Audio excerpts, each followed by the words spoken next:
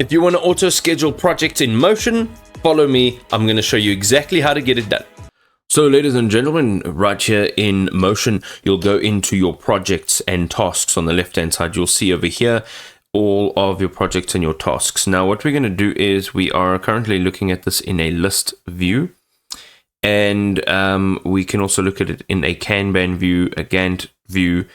But if you go into Kanban, you'll actually be able to choose which project you're actually working on. So this project one over here, you can see these are the tasks within project one. What we want to actually go ahead and do is go into the list view, and what you want to do is make sure that you're scrolling to the right. You can hold in shift and use the mouse wheel, and what you're going to do is you're going to set priority to high on a task, and then you will have your start date, and then you will also have your deadline. Now, creating the deadline will basically schedule your start date, and your deadline will schedule your task ahead of time. So let's do that. So click on new on the top left, click on new project, and here there's a few different ways you can do this. You can create a template for all of your projects with similar workflows with AI. You can create it from a template just over here, or you can create a new workflow template altogether. Okay, you can also create a project from scratch. So let's do one from scratch.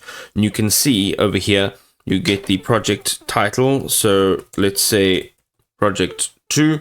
You have to add in a description here. You can also use a template if you'd like from this stage.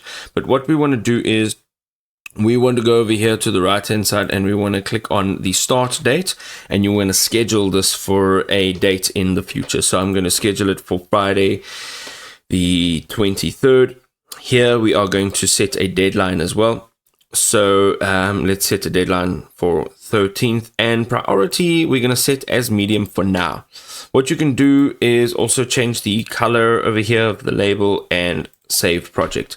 Now you've scheduled this project to start in a future date.